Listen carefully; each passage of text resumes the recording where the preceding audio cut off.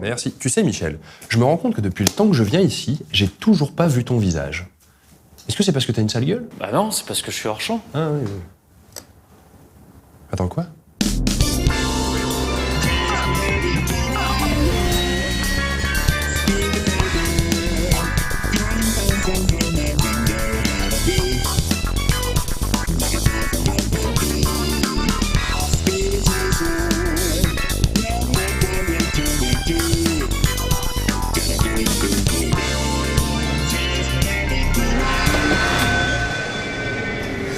Les idées en avance sur leur temps m'ont toujours intéressé.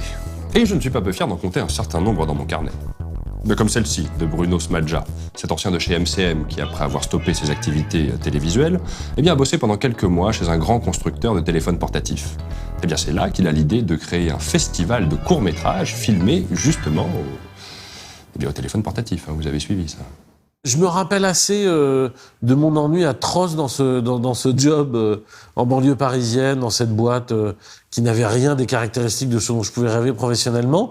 Et puis, de la première fois, on m'a donné ce téléphone avec une caméra où je suis allé passer la soirée avec des potes réalisateurs.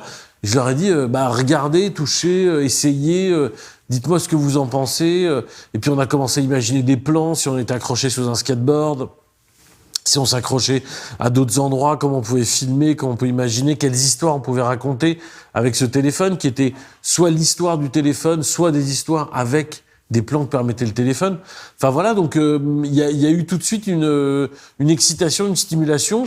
Moi, j'ai essayé de travailler le format et de travailler l'histoire qu'on allait pouvoir raconter avec.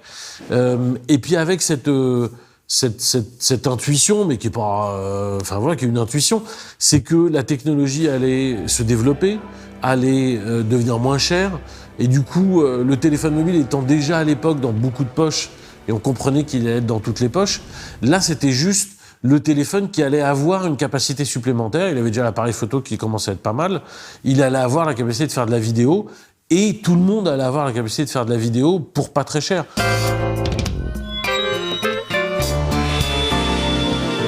On lance cet appel à films, on récupère, je crois que c'était une trentaine de films la première année. Non, on en sélectionne 30, on avait dû en récupérer 80.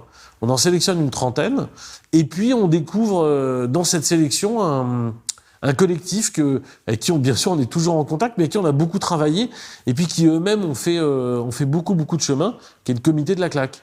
Ce qui est intéressant, c'est que ce festival a été lancé en 2005, soit 2 ans avant l'arrivée de l'iPhone, ce fameux mobile portatif qui a révolutionné bien des choses, à commencer par la vidéo sur mobile portatif. Et là, je crois que ça fait une répétition. Non, indéniablement, il y a un avant et un après iPhone, comme dans toute l'industrie du mobile en général. Ça a été une étape. Ça a été une étape surtout, pas tant par la qualité, parce qu'ils n'ont pas... l'iPhone à sa sortie, la qualité vidéo n'était pas particulièrement exceptionnelle. Donc il y avait d'autres constructeurs, en particulier, je ne vais pas les citer particulièrement, mais il y en avait un qui travaillait avec les optiques Zeiss, très fameuses optiques de caméras et d'appareils photo, et qui avait déjà un niveau de qualité qui était important, mais qui avait moins cette capacité à le faire savoir. Je ne sais pas pourquoi. En 10 ans, le festival a beaucoup évolué, tant et si bien qu'aujourd'hui, la qualité des films permet de les diffuser au cinéma. Depuis 6 ans, le festival offre une bourse aux gagnants, lui permettant ainsi de financer un court-métrage avec des moyens professionnels. Professionnels, donc, non portatifs pour le coup. Parce que l'objectif, beaucoup de gens nous ont posé la question, ça n'a jamais été que les gens passent leur vie à faire des films avec des téléphones mobiles. C'est pas une fin en soi, on en est bien conscient, c'est un tremplin, c'est une étape.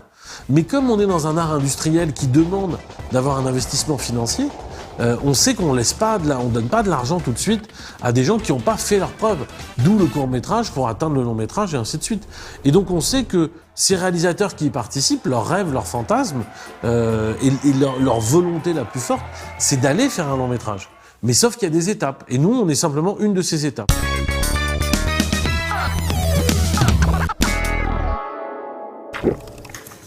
Il faut bien se rappeler qu'il y a 10 ans, l'idée de faire des films à partir d'un téléphone portatif avait tout de farfelu. Et l'ami Bruno avait bien du mal à trouver des partenariats et communiquer autour de son festival. Mais laissez-moi vous dire que 10 ans plus tard, les choses ont bien changé et le Mobile Film Festival a pris une dimension internationale. Il est aujourd'hui en partenariat avec les Nations Unies et figurez-vous qu'ils ont reçu pas moins de 765 films émanant de 70 pays. Ça, c'est pas rien quand même. Allez, Michel, selfie, y en a marre que tu sois hors champ. Ok. Yeah. C'est raté, Michel.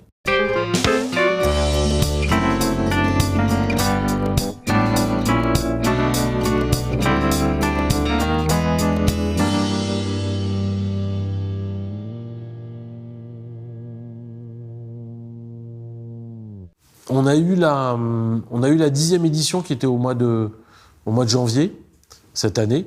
On a lancé la sélection officielle le 14 janvier. Tout le monde se rappelle à quelle date ça correspond. Là, c'est la 11e édition. Voilà, on est à Paris.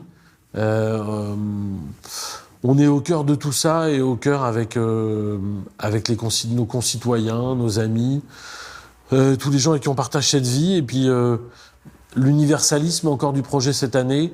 On reçoit des messages en retour.